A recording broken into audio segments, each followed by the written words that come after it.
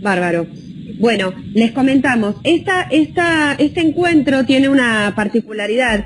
Es un encuentro que se inscribe dentro del marco y del curso de formación y actualización docente que estamos desarrollando en tecnologías, pero además tiene la particularidad o la especificidad de que es una conferencia o es un momento de encuentro entre docentes que es abierto a otros docentes de la comunidad, o sea, personas, docentes, maestros, profesores y profesoras que no están necesariamente abriendo el curso. Entonces estamos como fundamentalmente teniendo registro de si somos todos pertenecientes al curso o no. No, estamos ya, Marcela es una invitada. Marcela, nos gustaría que te presentes para saber desde dónde nos hablas, aunque entiendo que es desde Neuquén y demás. Y bueno, tener esta alerta, esta consideración de que va a haber un grupo, entonces algunas referencias van a tener que ver aparte del trabajo que estamos haciendo y al mismo tiempo va a haber una referencia a cuestiones más generales, justamente porque la conferencia es abierta. Marce, ¿te querés presentar mientras esperamos unos segunditos más por si alguien más se conecta y ya luego cumplimos con el horario para poder terminar puntualmente también? Bueno, me llamo Marcela Malamud, trabajo en la Facultad de Ciencias de la Educación de Cipolletti, Río Negro, que está acá al ladito de Neuquén. Hace tiempo que estoy interesada en toda la temática de tecnología, en particular integro un grupo de investigación sobre escuela media, donde estamos viendo el uso de la tecnología que hacen los docentes de escuela media. Y bueno, hice algún curso con Marcelo Dorzan y creo que por ahí me llegó la invitación para asistir a... Bárbaro, muy bienvenida Marcela, vos sabés que tengo muchas amigas en Cipolletti, así que bueno, no sé si conoces a Carmen Palou de Maté, que le tengo una estima impresionante, que también es de la carrera de educación, así que si la ves, mandale un beso de mi parte. Bueno, vamos a empezar despacito en el tema que nos convoca. Bueno, están Abigail, Gili y Simone, también que forman parte del curso, en los que estamos intentando debatir, dilucidar, descubrir, explorar de qué se trata esto de las inclusiones de tecnologías, de la información y de la comunicación en nuestras aulas, en nuestras instituciones. Estamos abordando algunas temáticas específicas que tienen que ver con la incorporación cuando se tratan de propuestas didácticas para la segunda lengua, pero estamos en hemos transcurrido un primer módulo, avanzando en un segundo módulo con algunos planteos incluso más genéricos que sirven para pensar el currículum, para pensar las instituciones, para pensar la escuela como institución en términos más amplios. Y esto es un poco lo que nos convoca hoy, ¿no? El tema que nos convoca hoy con Cori, que lo estuvimos discutiendo y lo estuvimos pensando. Cori es docente del curso, estuvo hasta hace unos minutitos con cámara disponible también. Tiene que ver con pensar el mañana, el futuro que ya es, en realidad, ¿no? Es como una expresión, esto de pensar el futuro, tiene que ver con una expresión fundamentalmente de pensar lo posible, ¿no? De pensar lo real, de pensar lo que deseamos, de pensar lo que necesitamos, entendiendo también que el futuro ya es hoy, que hay muchas cuestiones que se plantean y que las escuelas generan tipo emergentes o como pequeñas exploraciones también en las instituciones educativas. Entonces, en ese marco, ¿cuáles son esos emergentes, esas prácticas incipientes que queremos fortalecer y profundizar para las aulas del futuro, ese futuro que queremos, que necesitamos y que buscamos? Este es el tema que los convoca. Vamos a empezar entonces, si les parece bien, despacito. Cori, ¿estamos bien?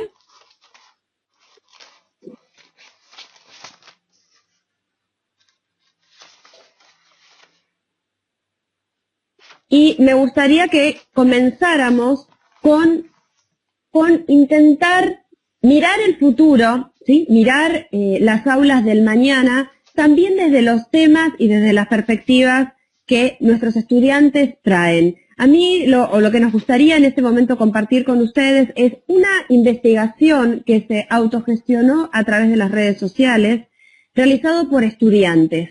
Este video que vamos a compartir y que vamos a ver ahora en unos segundos es un video que se produce con los estudiantes, o sea, los mismos estudiantes generaron una investigación, una indagación de qué pasaba con las tecnologías en el aula y qué pasaba con ellos y las tecnologías y el aula, en el caso de la educación superior y también de la educación secundaria, y se disparó en las redes. Quizás algunos de ustedes tuvieron la oportunidad de ver. Bueno, es un video interesante porque el año pasado suscitó muchos debates, fundamentalmente intentando comprender quiénes son hoy nuestros estudiantes. Si les parece bien, entonces vamos a ver este video. Solamente voy a sacarles yo el micrófono para que no se haga ningún tipo de acople en la mirada del video, y ahí lo vamos a mirar. Claro, hay un eco porque es importante que tengamos todos el micrófono silenciado. A ver, yo veo ahora que están todos silenciados. A ver, sí, que están todos silenciados. Ahí voy a poner el video, deberíamos escucharlo sin inconvenientes.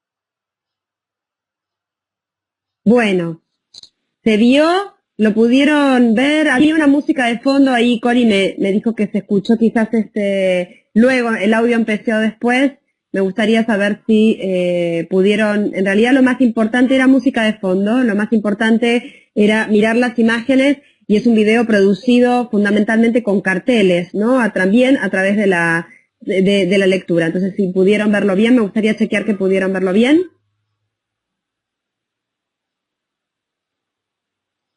Ok. Bueno, era una musiquita de fondo. Después vamos a chequear con otra producción. Bueno, fíjense, ¿no? ¿En qué nos instala este video, ¿no? ¿Qué es lo que nos trae en relación a la comprensión de nuestros estudiantes hoy? ¿Quiénes son nuestros estudiantes? ¿Qué es lo que piden? ¿Cómo se autodefinen? ¿Cómo se nombran, se representan en relación con las tecnologías y con el escenario del aula? Me gustaría escucharlos un poquito a ustedes también. ¿Qué les genera este video, ¿no? Este video con esta instalación y con esta mirada sobre la construcción de quién es el estudiante. Les escucho.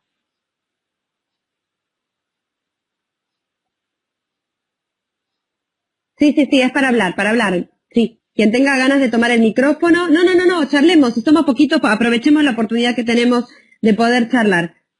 Quien quiera tomar el micrófono y decir qué les, ¿no? O qué preguntas, o qué cuestiones, qué miedos.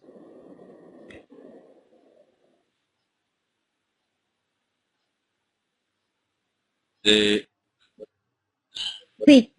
Bueno, lo primero, sin reflexionar demasiado, lo primero es que se trata de una realidad de estudiantes universitarios, tal vez un poco distinta de la que, no sé, yo como profesor de la secundaria o de la primaria me encuentro todos los días, y eso hace una diferencia bastante grande, no tanto en la cuestión de la tecnología, sino en la realidad de ellos y en lo que hacen y en lo que presentan. Bien, a ver, el video toma un grupo de edad que sí coincide con algunos estudiantes nuestros de los últimos años de la escuela secundaria. O sea que en ese sentido tiene que ver con pensar a las juventudes, ¿no? Quizás la pregunta que me interesa es que pensemos es cómo se representan, cómo se instalan, quiénes dicen que son, ¿no? En relación no en relación a la cultura ni al divertimento, sino en relación a la situación de estudio y de aprendizaje. ¿Qué les llamó la atención? O qué preguntas le generó, le suscitó, qué opiniones le suscitó esta producción que fue realizada por estudiantes y que fue disparada y viralizada en las redes también a través de estudiantes.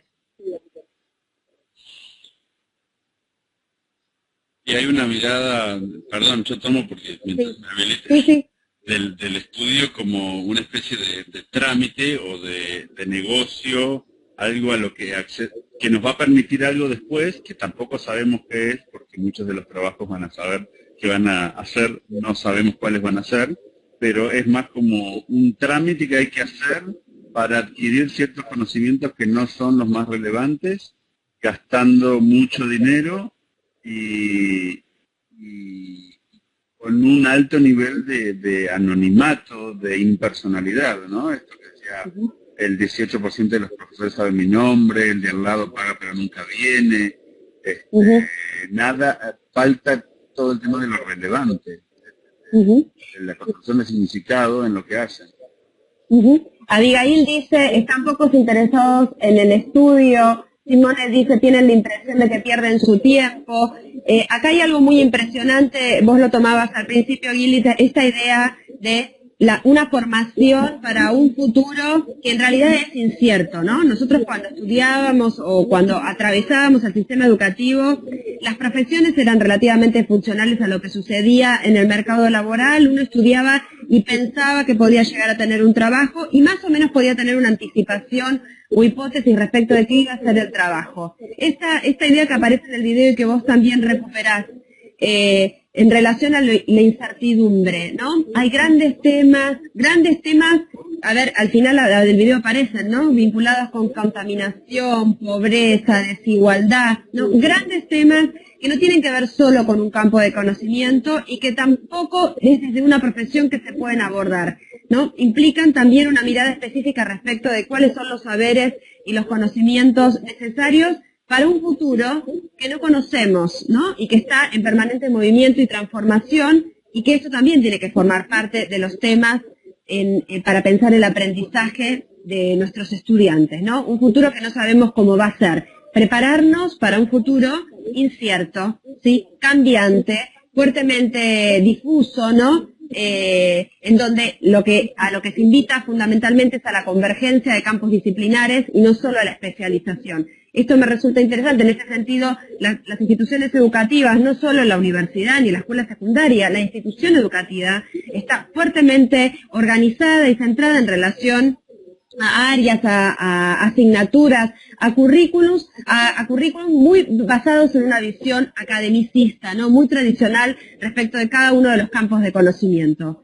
Decían, tienen la sensación de que pierden su tiempo, ¿no? Claro, pierden su tiempo y en parte aparece esta idea, ¿no? No tiene sentido, pierden su tiempo en la escuela, no tiene sentido estar en la institución escolar para acceder a la información. Aparece la idea de que la información o el conocimiento o la posibilidad de acceso a esto se encuentra en muchos otros entornos, ¿no? Muchos otros entornos que tienen que ver con las TIC, que tienen que ver con las redes, pero la información está en muchos más lugares, ¿no? No solo en el espacio de lo educativo. Marcela dice, son usuarios de las TIC más allá de lo que los docentes y el sistema educativo habilita. Bien, digamos, las TIC forman parte de su vida, del entramado de sus vidas, ¿no? Y fíjense, es muy fuerte. Yo la primera vez que lo vi me llamó muchísimo la atención cómo ellos ponían en cuestión, ellos y ellas ponían en cuestión qué significaba leer y escribir, ¿no? Que tiene que ver con una práctica cultural central y fundamental para atravesar el sistema educativo, ¿no? También lo es la oralidad, el saber expresarse, pero leer y escribir, que era una de las funciones básicas del sistema educativo, debía garantizar leer, escribir y realizar cálculos complejos. Eso era lo que el sistema educativo debería garantizar para poder generar una ciudadanía responsable y relativamente plena en las sociedades. El leer y escribir estaba puesto en cuestión, ¿no? Estaba puesto en cuestión no por el proceso en sí mismo, sino por cuáles eran los soportes, cuáles eran los medios, cuáles eran los entornos para pensar esos procesos de lectura y de escritura. Simone, decís que no podés hablar. ¿Querés intentar? A ver. Déjame que voy a ver tu microfonito. Ah, está cerrado. Ahí te lo habilité. Y Andrea también. Hola, Andrea. Ahí les habilité. ¿Me escuchás? Sí, perfecto. ¿Sí? Qué bien. Decinos, ¿qué estabas pensando? ¿Yo? Sí. Yo pienso que ellos, el mundo se hace más cerca de ellos por la cantidad de información que reciben y además se sienten encerrados dentro de una clase, dentro de un espacio y quieren salir a conocerlo pero no pueden. Bueno, y creo que algo como si fuera algo que angustiante. Ok, bueno, entonces aquí aparece otra cosa interesante para nosotros pensar las aulas del futuro, ¿no? El espacio. No, fíjense, la información no solo está en un determinado, o aparentemente, o lo que se instala en este video, lo tenemos que discutir. De eso estamos hablando hoy. Pero a ver, no solo tiene que ver con lo que escolarmente o institucionalmente es considerado conocimiento. El conocimiento puede ser otro, puede tener distintos formatos, tener distintos marcos y entornos de desarrollo y discusión. Los tiempos pueden ser otros y los espacios pueden ser otros. Fuertemente esto está aquí instalado en esta propuesta y en este video. Yo queríamos traerles una cuestión interesante para pensar en la cognición. A lo largo del módulo 1, fundamentalmente, instalamos el problema de qué se considera hoy como mente, porque finalmente tiene que ver con una preocupación por comprender el aprendizaje, ¿no? Cuando hablamos de aprendizaje, ¿de qué estamos hablando en la actualidad? ¿Cómo se aprende hoy? ¿Qué significa aprender? Podemos hacer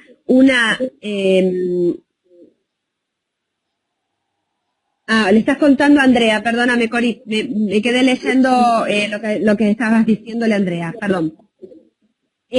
A ver, el aprender hoy tiene que ver con volver a pensar cuáles son también los escenarios, los entornos, los sujetos, los temas y la diversidad, ¿no? O sea, hay un fuerte reconocimiento en la actualidad, y esto sí es inédito, ¿no? En términos no solo del sistema educativo, sino fundamentalmente de cómo se desarrolla teoría respecto del aprendizaje en la actualidad, es ese convencimiento fuerte de la diversidad y de la heterogeneidad que hay en relación con las cogniciones en el salón de clase. No, ya no se trata solo de que lo significativo significaba, entre otras cosas, recuperar concepciones previas o preguntas personales o historias, sino que hoy la institución educativa, el aula, los docentes frente a aula, debemos recuperar, debemos poder dar cuenta de la valoración y del trabajo con una diversidad cognitiva que hoy se ve fuertemente impactada, potenciada y profundizada por el lugar de las tecnologías, ¿no? Tecnologías de la información y de la comunicación que, como hemos estado viendo y trabajando, enfatizan, por ejemplo, no sé, el tratamiento en entornos icónicos y la producción y la interpretación y la expresión a través de imágenes, profundizan los procesos de síntesis, profundizan los procesos de publicación, los procesos de oralidad, ¿no? El poner en evidencia la expresión del conocimiento a través del cuerpo, a través de los videos, ¿no? Generan otras formas de expresividad del conocimiento. O sea, un conocimiento que ya no es solo escrito o representacional, o pensado en términos representacionales desde lo simbólico, una lógica matemática, sino que hay otras formas de expresar, de entramar, de comprender la trama del conocimiento en la actualidad. Y esto vuelve definitivamente las cogniciones más potentes, y este es uno de los temas más interesantes para pensar en la actualidad en el aprendizaje, ¿no? Esta construcción cultural de la mente, una mente que se encuentra fuertemente atravesada por las tecnologías y fuertemente atravesada por la mediación que esas tecnologías generan en términos de huellas, ¿no? De impactos, de formas de pensar. Cuando nosotros pensamos en las cogniciones potentes hoy, aparecen dos ideas interesantes, muy actuales para pensar el escenario contemporáneo del aula, ¿no? El aula del hoy que nos permita pensar y proyectar el aula del mañana. Uno es el lugar que tiene, piensen ustedes incluso en sus propias propuestas, no en el lugar de docentes, piensen también en el lugar cuando ustedes están frente a un objeto de conocimiento, ¿no? El espacio a la experimentalidad. Aprender a través de la experimentalidad, aprender en la experimentalidad, ¿no? Durante muchos años la escuela activa decía aprender a partir de la experiencia, y nosotros lo recuperamos para el sistema educativo. Hoy nuevamente aparece la experiencia como una construcción mediada. Fíjense en los entornos virtuales, en los entornos inmersivos, en Second Life, en las redes sociales que permiten trabajo en colaboración, en las aplicaciones. Hay algo que tiene que ver con el obrar, con el hacer. En ese hacer, que es un hacer que puede ser individual, pero también es un hacer que puede ser con otros y que puede ser colaborado y que puede ser editado y coeditado, aparece una fuerte impronta en relación con la experiencia y con la experimentalidad. Conocer a través de la exploración, a través de la prueba, no siempre en términos de ensayo y error, ¿no? Sino de poner a prueba hipótesis o de poner a prueba procesos para la construcción del conocimiento. Entonces, esto aparece como un tema interesante hoy. Y si tomamos un fenómeno que nos interpela como docentes en la actualidad, si ustedes piensan en el impacto que están teniendo la posibilidad de la utilización de impresoras 3D, también tienen que ver con esta experimentalidad, ¿no? La impresora 3D no es por la impresión en sí mismo, pero una de las cuestiones que genera es la posibilidad de poder crear lo que no existe, ¿no? O crear lo que existe, pero crearlo yo, ¿no? Pone en cuestión y en funcionamiento fundamentalmente un debate en torno a la producción, no la producción masiva, sino una producción que es altamente tecnológica, altamente mediatizada a través de tecnología, pero que puede ser artesanal en términos de su proceso. Vuelve esta idea de un productor que utiliza tecnología, que piensa el proceso de producción desde el inicio hasta el final, ¿no? Piensa con qué materiales quiere trabajar, cuál es el diseño, genera prototipos, genera maquetas y genera un producto que es visible y también manipula ese producto. Digo, si tuviéramos que recuperar en términos de tendencias, ¿no? Lo que instala la impresora 3D, bueno, tiene que ver con esta recuperación de la experiencia y de la experimentalidad para entender una cognición que hoy es una cognición que hace, que produce con otros y que genera productos que vuelven público esa obra, ¿sí? ¿Tienen algún acceso o han visto o participado de alguna experiencia con impresoras 3D, por ejemplo? Yo no. ¿Quién me dijo yo no recién? Simone. Simone. Ok. ¿Y el resto, Marcela, Guille, Andrea?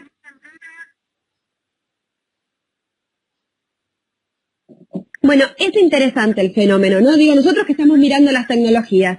Cuando miramos, ok, buenísimo. A ver, cuando miramos las tecnologías, ¿no? Tiene que ver con entornos, tiene que ver con soportes, tiene que ver con tendencias, ¿sí? A nivel regional, a nivel mundial, pero también tiene que ver con tecnologías que generan transformaciones para pensar procesos que son no solo culturales, sino que son sociales, que son políticos y que son económicos, ¿no? Las impresoras 3D son un objeto interesante de estudio para nosotros. Si pudiéramos avanzarlo en el curso, mejor, y si no, desde el curso tomar herramientas para pensar qué significa esta producción de obras y poder poner en cuestión las formas tradicionales de producción, ¿no? Volver como a una mirada tecnologizada de lo que significa la producción artesanal, donde las hipótesis, la experiencia, las decisiones, el maquetado, el bocetado, forman parte de la experiencia de trabajo con tecnología. Hablamos de las impresoras 3D, pero también podemos hablar de aplicaciones compartidas, podemos hablar de wiki, podemos hablar de Second Life, de entornos inmersivos, o sea, todas experiencias que de alguna manera no solo ponen el funcionamiento de la mente en pos de el trabajo de construcción del conocimiento con otros o con uno mismo, sino que también ponen el cuerpo, ¿no? En esta idea de un cuerpo que también es pensado y es construido a través de una mediación tecnológica. Frente a este escenario, aparecen también la posibilidad de poder enfatizar en diversos estilos cognitivos. Hace muy poquito, hace 10 años, 15 años, hablábamos de la construcción de la inteligencia desde una perspectiva múltiple. ¿Sí? Estoy recuperando las investigaciones de Howard Gardner, de David Perkins, ¿sí? Fundamentalmente la escuela de Harvard, que trabajaba en la idea de una visión de la inteligencia desde las inteligencias múltiples. Bueno, hoy no es solo las inteligencias múltiples, sino que es también una multiplicidad que se ve fundamentalmente potenciada a través de las tecnologías generando distintas aproximaciones y construcciones culturales, ¿sí? Culturales en términos de imagen, culturales en términos de inmersión, el cuerpo pensado virtualmente, culturales en términos de cómo se construyen textos, en cómo yo video para la producción de textos, cómo se produce el conocimiento colectivamente a través de movimientos como hackathon, pechacucha, etcétera, que los hemos nombrado, que nos invitan a pensar la colaboración y cuáles son los entornos no solo de expresión, sino también de validación del conocimiento académico, ¿sí? Ya no se trata solo de difusión de la información. Estamos hablando de nuevos entornos, nuevos espacios para la construcción del conocimiento académico. Andrea dice, para comenzar con la construcción del conocimiento hay que hacer un replanteo general. Si no, con los mismos currículos es imposible. Bueno, digamos, parte de pensar el aprendizaje, por eso hoy está tan fuerte la discusión respecto del aprendizaje. No es que volvimos a psicologizar la escuela, la institución educativa, pero pensar en el aprendizaje tiene que ver definitivamente, Andrea, con lo que decís, tiene que ver con pensar en el acto de conocer. ¿Qué significa hoy conocer? ¿No? ¿Qué significa conocer en términos de cuáles son los soportes, cuáles son las oportunidades, cuáles son las experiencias, cuál es la provisionalidad, cuál es la incertidumbre, cuáles son los campos de conocimiento? ¿No? Si hay fuertemente una cuestión que nosotros recuperamos, que hoy los campos de conocimiento, si bien son interesantes que nuestros estudiantes los comprendan en términos de poder apropiarse de estructuras sintácticas, podríamos decir, de los campos disciplinares, esto es, herramientas de investigación, estrategias, metodologías, y esto es importante. Reconocemos que en la contemporaneidad o en los problemas invitan a miradas también que son muy complejas, múltiples, y que necesitan de la transdisciplina y de la interdisciplina. Eso es algo que la escuela tiene que formar, ¿no? Educar tiene que formar parte del currículo, enseñar a pensar transdisciplinarmente, enseñar a pensar interdisciplinariamente, enseñar a pensar en términos de convergencia, ¿no? En convergencia en términos de un problema o de un tema, pero de divergencia en relación a metodologías, a enfoques, y cuáles son las implicancias en esa comprensión del campo. Entonces eso es lo que se está poniendo en cuestión, ¿no es cierto? Lo que se pone en cuestión tiene que ver con el aprendizaje, tiene que ver con las habilidades, las competencias, las técnicas, pero tiene que ver con el conocimiento, con el contenido en sí mismo. ¿Cuál es el contenido hoy que es válido, que es interesante, que es necesario hoy y mañana? Porque es verdad, los docentes formamos para un mañana, ¿no? Formamos para que nuestros estudiantes puedan formar parte plenamente de sus sociedades y de sus culturas, y qué significa esta participación plena, que hoy no es solo escribir, leer, saber algunos de mis derechos con historia nacional y poder realizar cálculos complejos. Eso nos quedó chico, nos quedó corto, ¿no? Y pone nada más y nada menos que el currículum en cuestión. Fíjense esta imagen, ¿no? Esta imagen, ¿a qué nos invita? Es una imagen del libro, con esta imagen abre su libro David Buckingham. El libro se llama Más allá de las tecnologías, y lo que analiza ese libro es fundamentalmente quiénes son nuestros estudiantes, nuestros jóvenes, nuestros niños y nuestras niñas, que hoy se encuentran atravesados por la mediación tecnológica. Frente a esa pregunta, frente a la pregunta por la comprensión de ese otro, ese reconocimiento de mi estudiante como un otro y una otra cultural diferente, él pregunta: ¿cuál es el sistema educativo que queremos? ¿Cuál es el sistema educativo que necesitamos? Que es la pregunta que nos estamos haciendo hoy, y es la pregunta que está instalada en el sistema educativo, ¿sí? No porque la escuela esté permanentemente en crisis. En realidad la escuela está permanente en crisis y es un buen síntoma eso, ¿verdad? Porque tiene que ver con que hay movimiento, con que hay mutaciones, con que hay transformaciones, ¿no? Con que es posible pensar más diferente, y está muy bien que la escuela entre en ese movimiento con flexibilidad y que se haga preguntas. En definitiva, entonces, estar en crisis para mí es algo positivo, ¿no? Que nos permite pensar cuáles son buenas preguntas, ensayar respuestas, discutir, nos pone en movimiento. Lo que se plantea David Buckingham es, a través de esta imagen, es, bueno, ¿cuál es la escuela? Fíjense en esta imagen, hay claramente mediación tecnológica, ¿o no? ¿Qué interpretaciones harían ustedes de esta imagen? Fíjense, hay estudiantes que pueden aprender a su propio ritmo, de manera autónoma, el docente no es la única fuente del saber, la información se pone a disposición de los estudiantes, ¿no? Pero da esa sensación de autonomía, de autogestión, de vanguardia, de modernidad, ¿o qué sensación genera, ¿no? Pensar en el sistema educativo y en una mediación tecnológica en términos de esta imagen. ¿Qué opinan? ¿Qué piensan? Los escucho un poco, ¿eh?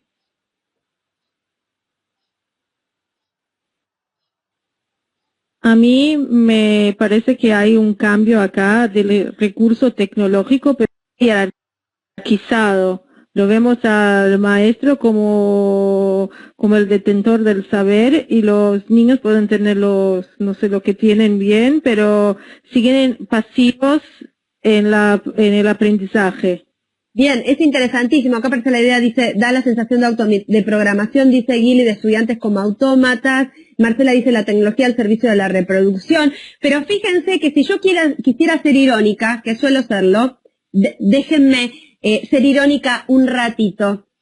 Uno podría decir que los estudiantes aprenden a su propio ritmo, que el docente no es la única fuente del saber. De hecho, el docente no se encuentra en una situación de dar clase. Fíjense que lo que hace el docente es facilitar en tal caso los recursos, que el aprendizaje se puede dar entre pares, porque hay un estudiante que genera cierta, acá es una práctica que pareciera que fuera una picadora, ¿no? Los libros en una picadora, y eso es de input, como dice Cori, ¿no? Se transmite automáticamente a las cabezas de los estudiantes, que son cabezas que hay que llenar. Pero digo, también hoy, cuando nosotros miramos el sistema educativo y cuando miramos las propuestas nuevas que surgen, también las tenemos que mirar en relación a cuáles son los modelos pedagógicos que están atrás de la inclusión, ¿no? Porque fíjense, este aula es un aula claramente tecnologizada.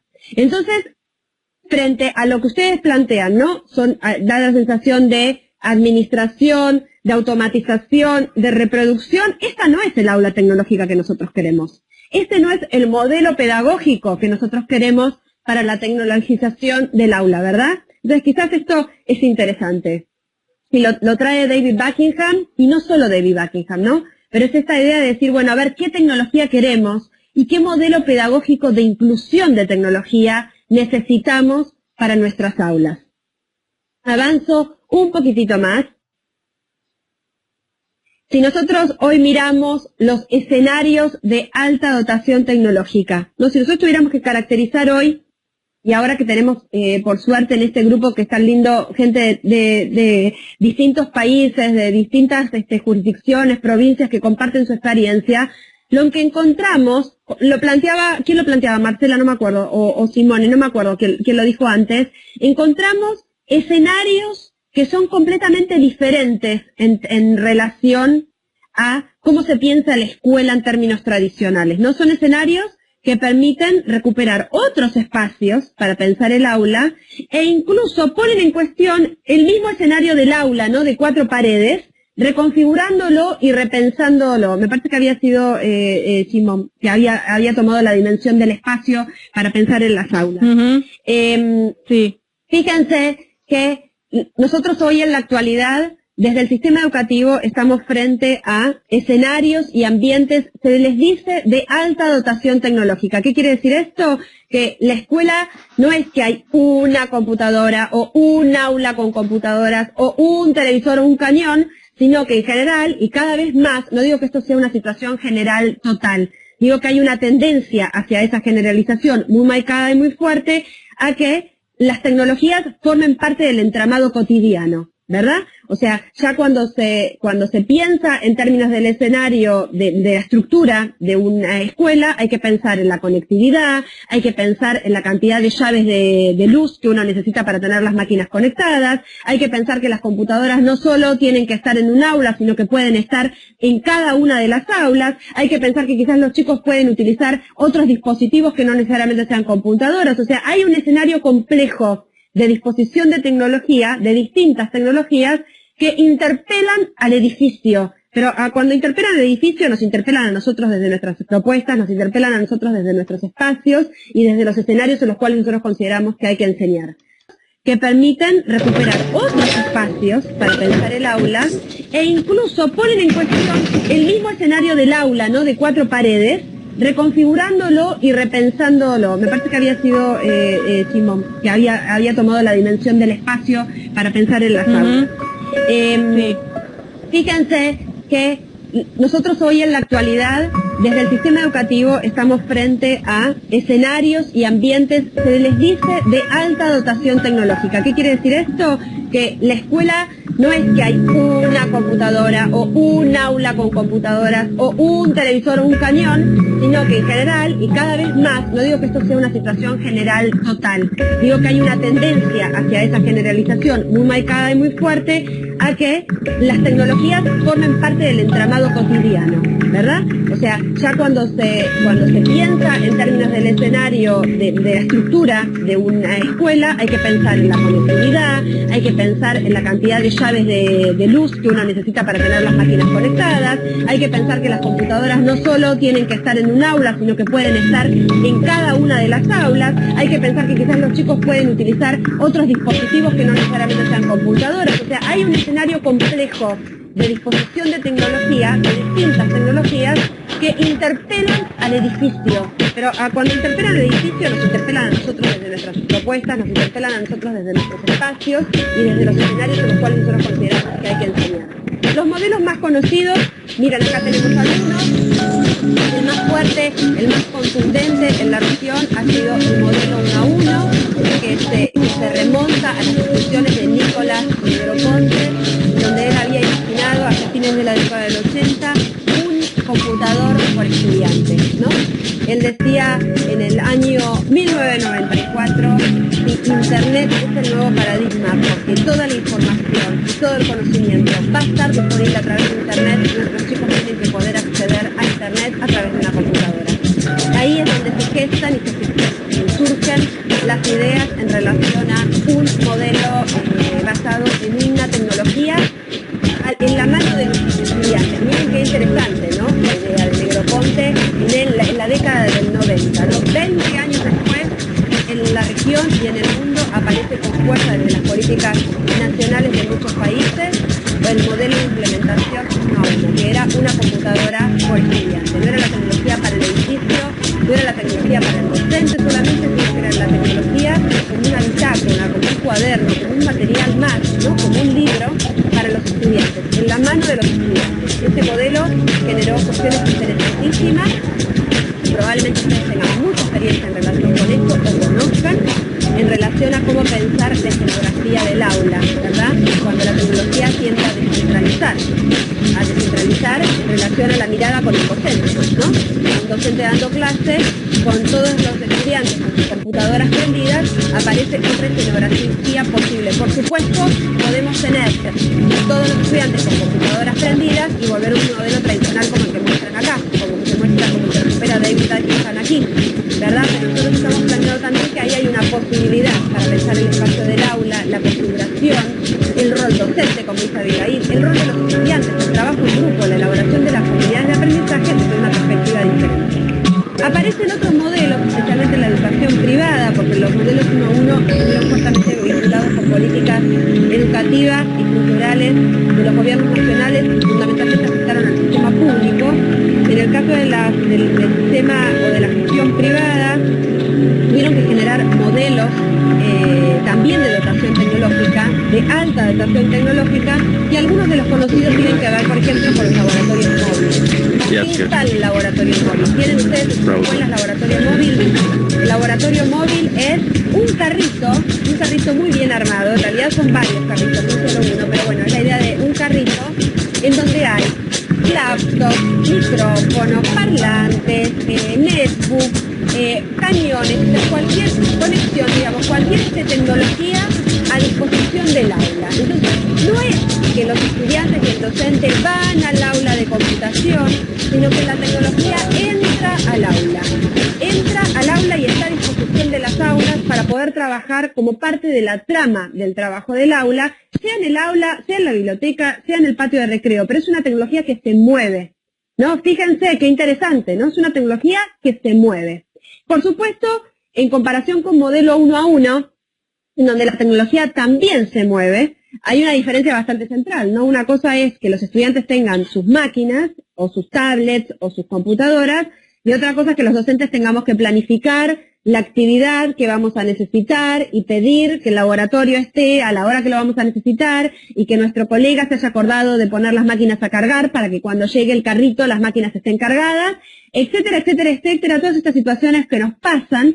Pero en términos también del modelo pedagógico de inclusión, el laboratorio móvil es una propuesta de alta dotación, es un ambiente y un escenario de alta dotación, pero fíjense que necesita un espacio de planificación y anticipación docente mucho más elevado que lo que sería el modelo 1-1. ¿Eso se entiende?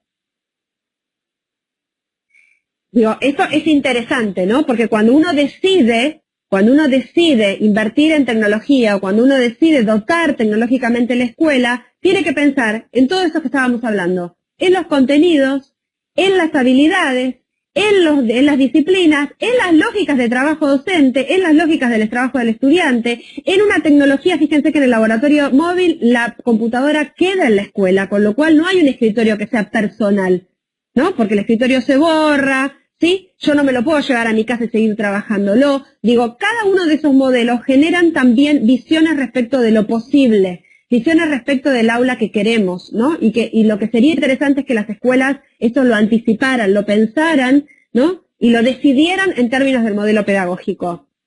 Las pizarras digitales son otro de los modelos fuertemente que han impactado en las escuelas de gestión privada. En el caso de las pizarras digitales es un modelo centralizado, fuertemente centralizado. Muy pocas escuelas, a ver, voy a decir lo que suele suceder, lo que suelo ver, ¿no? Y a mí me gusta mucho la escuela, recorro muchas escuelas y demás, pero una de las cuestiones que vemos muchas veces es que las pizarras están sobre el pizarrón. No sé si a ustedes les pasa también, o si lo vieron, ¿no? No es que se cambia el frente del aula, sino que la pizarra, está el pizarrón verde o negro, ¿no? Que el que se trabaja con tiza, y muchas veces se pone el cañón digital, recontra sofisticado, o la pizarra, en el mismo lugar en donde está el pizarrón. O sea, no se cambia el centro del aula. He visto en muy pocas escuelas poder tomar otra pared como otro centro. Y esto también es interesante. Tomamos el lugar del espacio, tomamos el lugar de la circulación y de la movilidad, pero en algunos modelos el centro sigue siendo el mismo, ¿no es cierto? Entonces las pizarras digitales también generan algo que es interesante en términos del modelo pedagógico y de su inclusión.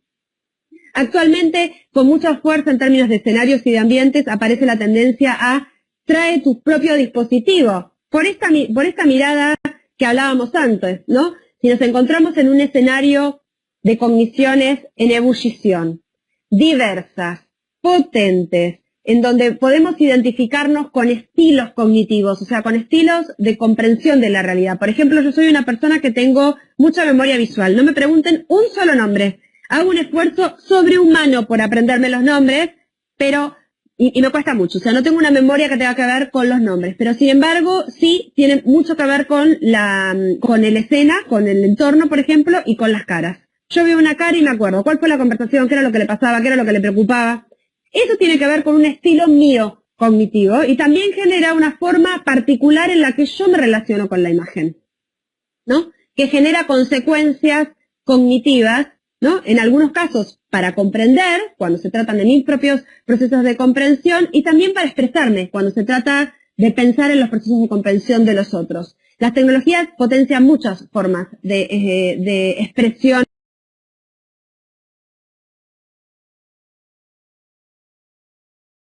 Otras tienen que ver con los sensores. Fíjense qué interesante las propuestas de trabajo en física, en química, en biología, que tienen que ver con la experimentación a través de sensores que permiten nuevamente la hipotetización, en donde el aprendizaje se encuentra mediado a través de tecnologías, ¿no? Entonces ahí hay una visión respecto del cuerpo también diferente, un cuerpo que vuelve a entrar, un cuerpo mediado, pero que vuelve a entrar en la escena de lo educativo, y en la escena de lo educativo en términos de cómo se considera el conocimiento, su expresión, su representación, su discusión, su producción, que es interesante desde el punto de vista de los escenarios y de los ambientes.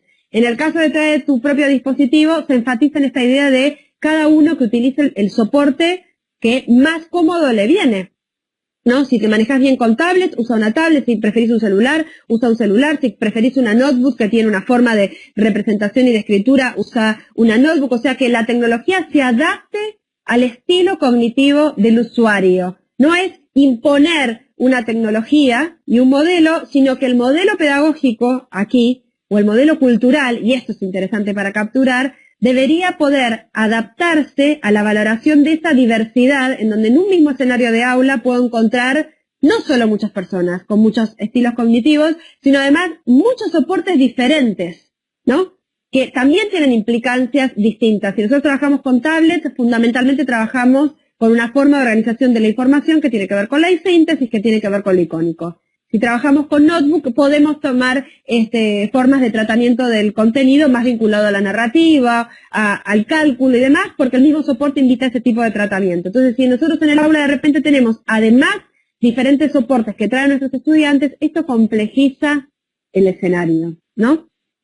Y en el caso de educación, los últimos años de educación secundaria, educación superior, aparecen otros entornos para pensar la educación, como los PLE y los MOOC, que lo que generan fundamentalmente es el centro puesto en los propios recorridos, en esta idea de currículo flexible, ¿no? Escenarios de aprendizaje flexible, certificaciones que vienen a partir de esa flexibilidad, en donde los estudiantes toman decisiones a través de entornos virtuales respecto de sus recorridos y sus aprendizajes. Entonces, nos encontramos hoy en un escenario que parece del futuro, porque a veces nuestras aulas siguen siendo así, con 4 paredes, ¿no? Los bancos ordenados, el centro puesto en una pared en particular, etcétera, etcétera, y al mismo tiempo una fuerte potenciación desde el punto de vista de las tecnologías a pensar el espacio y los ambientes también de una manera diversa. Si la tecnología me representa y la tecnología está al alcance de mi mano y yo la puedo llevar y traer, también yo me puedo mover. O sea, puedo ir al patio de recreo, puedo ir a la biblioteca, puedo ir a un museo, puedo salir del aula, ¿sí? Y generar experiencias que no tienen que ver con lo formal ni con el disciplinamiento tradicional del cuerpo para pensar la educación. Con Cori que trabajamos juntas en instituciones educativas, a ver, Cori seguro se va a acordar, una de las cosas más interesantes que vimos en el nivel inicial, en unas propuestas que tenían que ver con el trabajo con tablets, la inclusión tenía que ver con las tablets en el nivel inicial.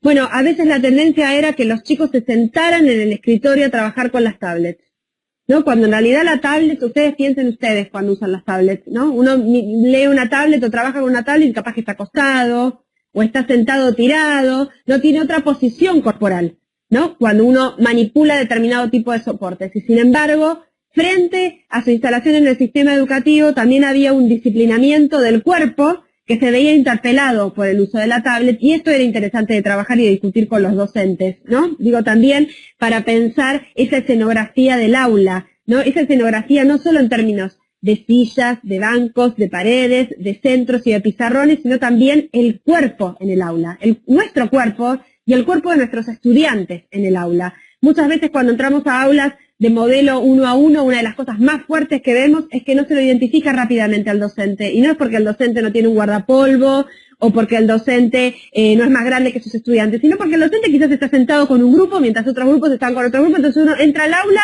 y quizás no sabe claramente dónde está, ¿verdad? El docente lo tiene que buscar o tiene que ver dónde está, o hay un docente agachado ayudando a un estudiante a algo. Entonces, ahí hay algo que es interesante capturar, ¿no? Porque el cuerpo, la visión del cuerpo en ese espacio también está virando, también está mutando, y nosotros tenemos que tomar decisiones, ¿no? No nos tenemos que poner de acuerdo.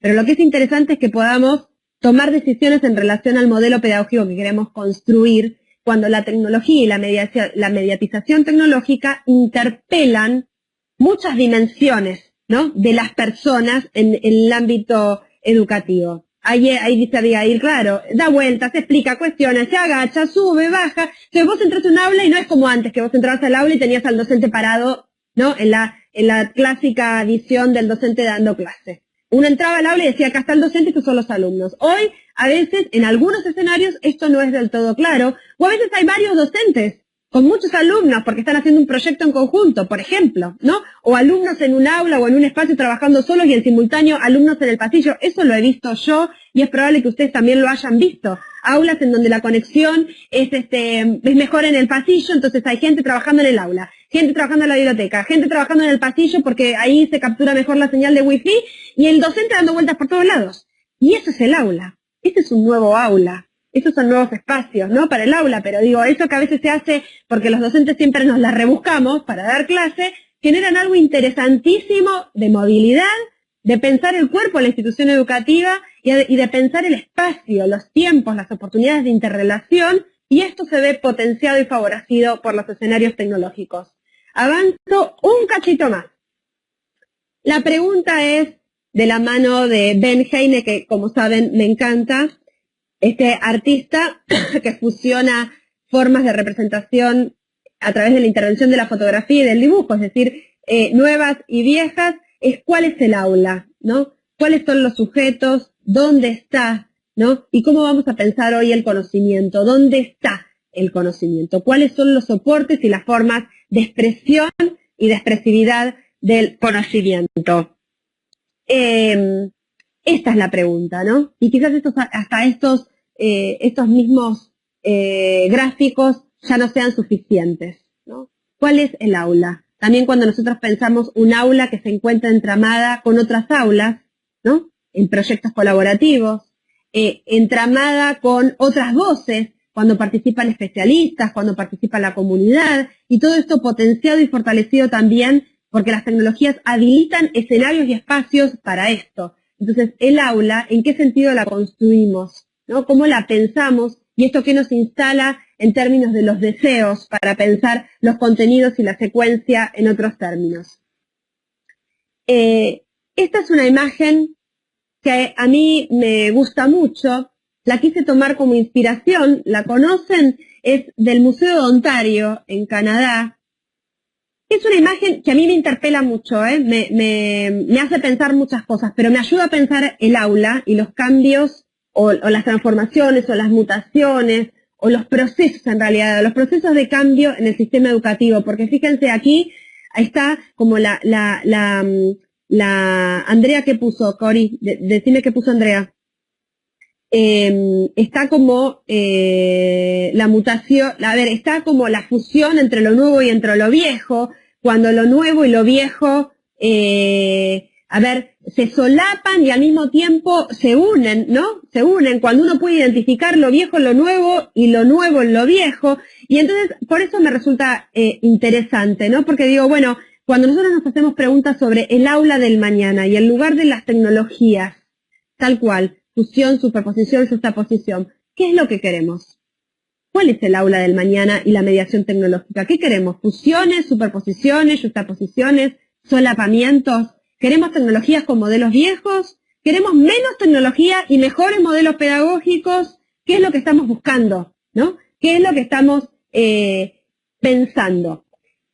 En el año 1994 yo recuperé Negroponte. Ese fue un año muy importante porque fue el año de Internet. Sí, es cuando, digamos, la presentación en sociedad de Internet para el mundo, ¿no? Internet existía previamente, pero fue en el año 1994 que se abre.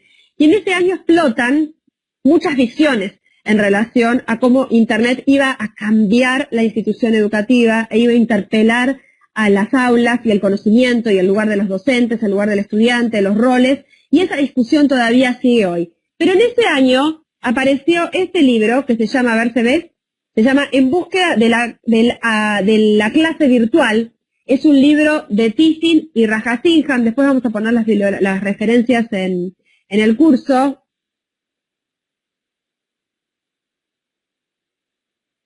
Se llama En busca de la clase virtual, la educación en la sociedad y en la información, de John Tiffin. Eso es más fácil porque Rajasinhan es imposible. En ese año, lo que se generó y lo que se pensó era cómo iba a ser la escuela del futuro. ¿Les puedo leer? ¿Tienen ganas que les lea cómo estos autores en el 94 pensaban iba a ser la educación de hoy? Porque habían planteado la educación 20 años después. Era la educación del 2000, o sea que estaban hablando de la educación de hoy. Tiffin y Rajasinhan decían, leo un fragmento, ¿no? Decía, Shirley, que es un estudiante, cierra la cremallera de su ajustado uniforme colegial, que por fuera tiene una apariencia similar a un traje espacial. El forro del traje contiene en realidad cables que hacen de la prenda un sistema de comunicación y hay almohadillas de presión donde el traje entra en contacto con la piel que dan sensación de tacto. Luego se sienta ahorcada sobre algo que parece una motocicleta, pero que carece de ruedas y está firmemente unido al suelo. Sus pies se encajan en algo similar a un freno y un acelerador y sus manos enguantadas se agarran a un manillar. Grita, «Me voy a la escuela, papá». Su padre, que está descansando de su teletrabajo y empieza a recordarle a la familia que más tarde debe ir a hacer unas telecompras en la ciudad virtual, es ya demasiado tarde porque su hija se ha puesto el casco escolar. Ya no está en el mundo real de su casa real, está en el mundo virtual de su escuela virtual. Dice, en el momento en el que cierra el casco sobre su cabeza, Shirley se encuentra frente a un mapa de información de su escuela y de sus propias actividades académicas. Allí está su diario escolar individual, sus actividades, citas diarias, horarios de clase y calendario académico. Puede ver lo que ocurrirá en cada clase, a qué hora, durante cuánto tiempo y cuándo tiene que entregar una tarea en particular. Cuando gira la cabeza aparecen anuncios de reuniones y de grupos de las actividades extraescolares en las que está inscripta y se pregunta por alguna de los miles de acontecimientos y actividades que se están desarrollando en el área de interés. Con un par de anuncios, tienen unas señales que se encienden y se apagan para decirle que alguien quiere ponerse en contacto con ella. Antes de responderle, sin embargo, levanta la vista para ver qué hora es. Cuando ella levanta la vista, siempre el reloj está allí. Se da cuenta que le quedan 15 minutos antes de que empiece la clase de estudios geográficos. Mira el mapa de información de las funciones de la escuela. Allí están claramente señaladas la biblioteca, la secretaría, la asesoría, los servicios de salud, el laboratorio de investigación, la sala de computación. ¿Se corta?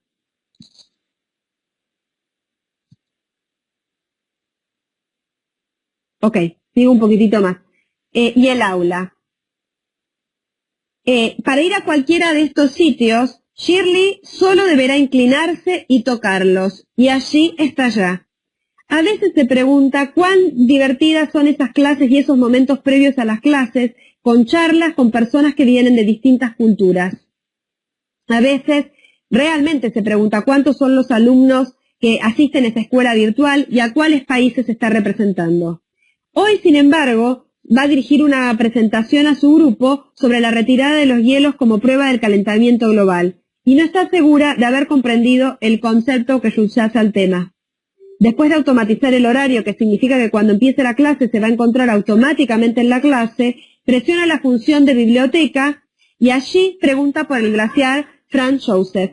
Una vez allí, selecciona las opciones de formación de tierra y de vuelo. Cuando se forma la simulación a su alrededor, siente una sensación de cosquilleo como si estuviera revoloteando a unos miles de pies encima del glaciar. Busca el tranquilizador manillar y presiona el acelerador con su pie. Se inclina hacia adelante y allí ve la cabeza del glaciar. Cuando alcanza la posición que desea, desacelera con el pie izquierdo hasta que se encuentra volando delante del glaciar. Toca el botón de función que le dice índice de la capacidad de simulación y selecciona movimiento de glaciar a 1 siglo por segundo. Ya termino. A partir del 2000 a.C. El término glaciar para ella significa algo que se mueve con tanta lentitud que apenas parece moverse, de tal manera que le sorprende el tamaño y la velocidad del avance y retroceso del glaciar a esa velocidad y decide reducir la velocidad para estudiarlo con más cuidado. De repente el glaciar desaparece y es reemplazado por imágenes tridimensionales de sus profesores y de compañeros que se encuentran en un claro salpicado por el sol. La clase virtual va a comenzar. Este era la visión para el año del 2000 del sistema educativo, ¿no? De Tiffin y de Raja Singham. Recupero este libro del 94 porque fue uno de los libros fuertes, ¿no? Que instalaban una visión en relación a la escuela, a los escenarios, a los entornos, a los alumnos, a los profesores, a los maestros. Y fíjense cómo en el relato, que si bien lo leí rápido y se entrecortó, después se los vamos a poner a disposición para que los puedan recorrer, hay algunas cosas que se repiten, hay otras cosas que cambian, hay algunas fusiones, hay modelos que parecen reproducirse y otros que no, y hay espacios, dimensiones y escenarios que son diferentes para pensar el conocimiento, ¿no? Si nosotros hoy, en este cierre, ¿no?, pudiéramos recuperar una idea para pensar ese aula del futuro, el aula que ustedes quieren para un futuro, no un futuro de 20 años, un futuro que ya es, un futuro próximo, ¿no?, para el próximo año, para dentro de 3 años. ¿Qué rasgo, qué aspecto recuperarían? Uno cada uno. Y con eso vamos a cerrar.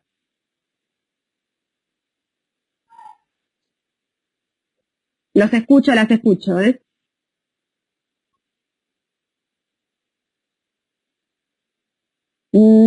Dicen por ahí.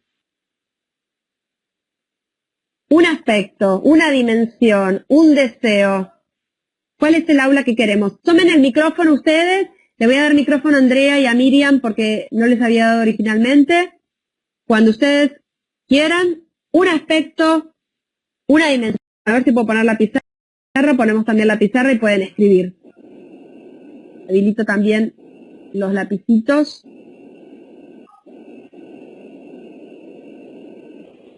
Ok, no hay problema.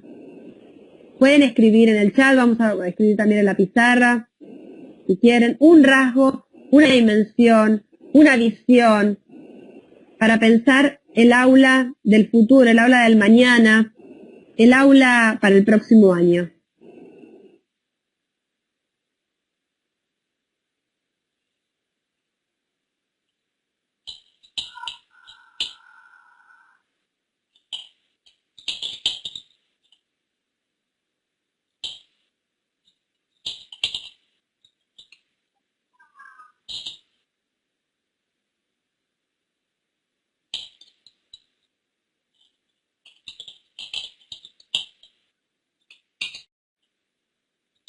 Mire, dice, quisiera un aula donde la tecnología apoye y potencie la adquisición de los aprendizajes, pero aún así...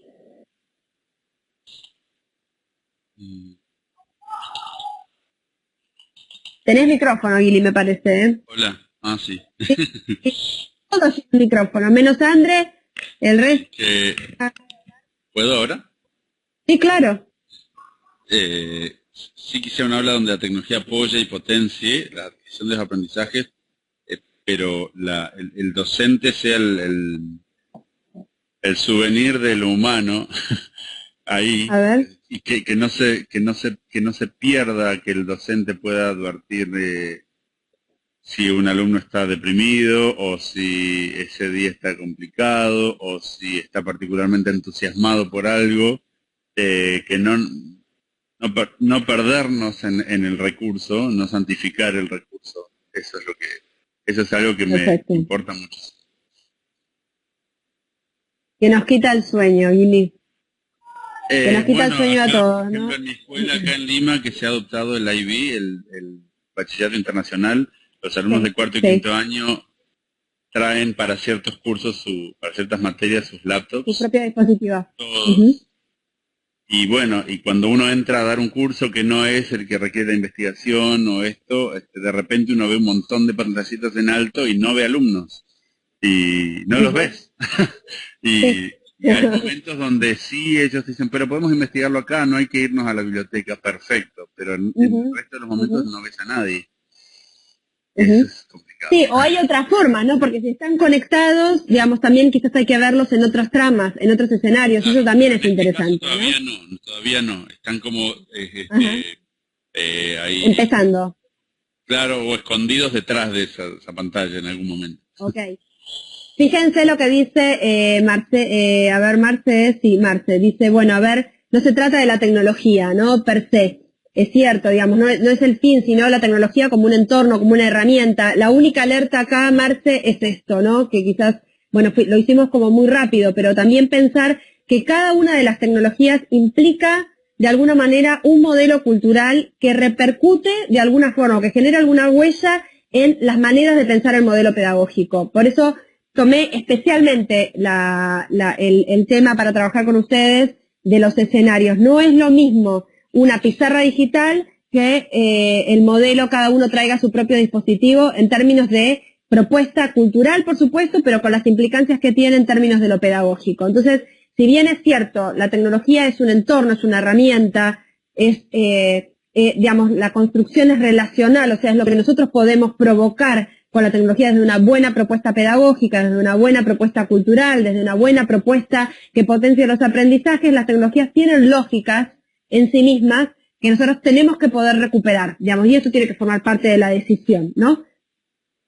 Avi dice, modifica el rol docente, pero a nivel humano el vínculo va a seguir siendo importante para el aprendizaje. Claro, hay que volver a pensar. A veces el vínculo, digamos, uno decía, bueno, a ver, potenciaba el vínculo porque daba clase, ¿no es cierto?, en una situación como más tradicional. Hoy el vínculo involucra también pensar el aprendizaje en esta diversidad, pensar el aprendizaje en la colaboración, pensar el trabajo en la producción. Fíjense cómo las tecnologías potencian, esto lo habíamos visto la otra vez con Cori, cómo potencia no solo la producción de los estudiantes, de los profesores de recursos, sino los estudiantes que pueden producir y hacer públicos sus aprendizajes de una manera mucho más fuerte, porque hoy nosotros podemos dar cuenta de nuestras comprensiones a través de un mapa conceptual, de una red colaborativa, de un video, de una intervención de una imagen, etcétera, etcétera. No solo a través de una evaluación escrita, ¿verdad? Y las tecnologías facilitan ese proceso. Entonces ahí también hay una valoración en relación al aprendizaje. A ver qué están diciendo. Marce dice, claro, la fascinación. Recupera la idea de la fascinación por lo tecnológico, totalmente, volver a recuperar el sentido de la inclusión. Una inclusión, digamos, que dé cuenta, la inclusión necesita un modelo pedagógico, como dice Marcela, y un reconocimiento del modelo que esa inclusión también trae. Simone dice, con todo lo disponible el maestro puede ayudar a orientar a los alumnos a hacer buenas elecciones. ¿Dónde y qué buscar? Bueno, eso es una de las tantas cosas que el docente puede hacer, ¿no? El docente puede además orientar procesos de metacognición, de autogestión, de producción, de trabajo colaborativo. Hay muchas cosas que más que nunca necesitamos a los docentes. El aula del futuro es un aula en donde el docente es central, no en el sentido tradicional, ¿no?, sino en una nueva visión de ese aula del futuro. Son 7:10. Bueno, hablé mucho, yo hice muy rápido, espero que les haya resultado interesante. Vamos a seguir conversando de esto, vamos a seguir profundizando en estas ideas. Yo quiero agradecer, Marcela, muchas gracias por haberte sumado a nuestro debate. Vamos a seguir trabajando en esto. Les mando un beso muy grande. Cori, no sé si querés saludarlos también. Y nos vemos prontito, muy prontito. Igual nos seguimos encontrando en el campus. Cori. Estoy acá, no me fui, silencié el micrófono, me pone contenta que hayan estado presentes, las participaciones fueron muy interesantes, así que bueno, los saludo y bueno, nos seguimos encontrando en el campus a través de los espacios de diálogo, intercambio y de las producciones. Muy bien. Bueno, un beso grande para todos, para todas. Gracias, Marce, por haberte sumado. Y nos vemos pronto para seguir discutiendo. Chao.